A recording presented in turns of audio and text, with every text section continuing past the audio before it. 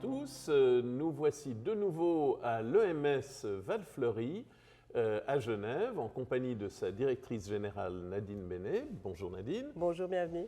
Alors nous avons parlé dans la première vidéo de la vie dans un EMS et nous avons évoqué notamment les animations.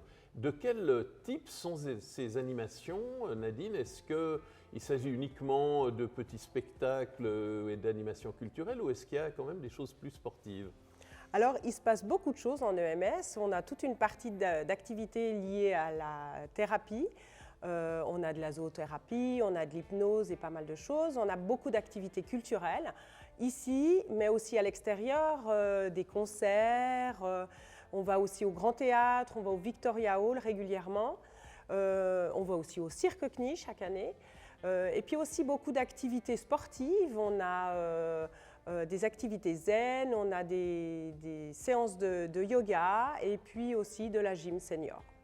Et ça se passe parfois à l'extérieur, hein, je crois. Oui, oui, alors tout dépend un petit peu de ce que les résidents ont envie de faire et de leur activité, aussi de leurs envies et de leurs projets de vie. On a une très belle histoire avec un résident qui, malgré son grand âge, a décidé de faire un vol en parapente, malgré le fait qu'il soit en chaise roulante. Donc on a organisé ça, nous sommes allés au Salève et il a pu faire son vol en parapente. Fantastique. Et est-ce que des résidents, c'est une chose qu'on ignore souvent, est-ce que des résidents font des séjours en EMS et puis ensuite retournent chez eux? Ça arrive, ça? Oui, alors régulièrement, on a ici un lit UATR, c'est-à-dire qu'un lit pour lequel un résident peut venir pendant une période courte de quelques jours, de plusieurs semaines. On peut aller jusqu'à 45 jours par année, de manière à soulager peut-être des fois des proches aidants ou des familles. Et puis, même si on est là pour du long séjour, on a toujours la possibilité, si on le souhaite, si la santé nous le permet ou si notre choix a changé, de retourner par exemple dans son domicile. Voilà, et ça arrive fréquemment, enfin c'est probablement une minorité quand même. Alors ça reste une minorité, mais c'est quelque chose qui arrive chaque année. Et puis vous parliez à propos de ces animations, alors l'aile delta, ça doit effectivement être quand même un cas un peu tout à fait particulier, je dirais. Est-ce que il y a des croisières également? Il y a des croisières, mais on a des résidents qui font encore beaucoup d'activités. On a actuellement un résident qui court tous les jours, soit au bout du monde ou soit dans notre jardin.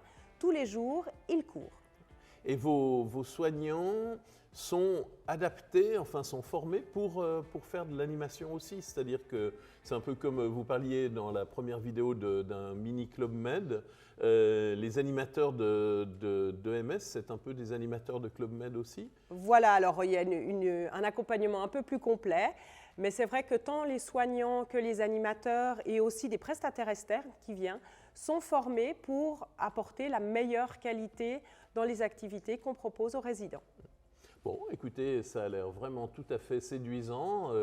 On n'a pas encore tout à fait l'âge de devenir résident à l'EMS, mais le moment venu, et pour ceux et celles qui nous regardent, si jamais vous êtes tentés, venez visiter Val-Fleury, vous serez certainement charmés, comme nous l'avons été, par la variété des animations. Et selon le slogan d'ailleurs de Val-Fleury et de la GEMS, la vie continue.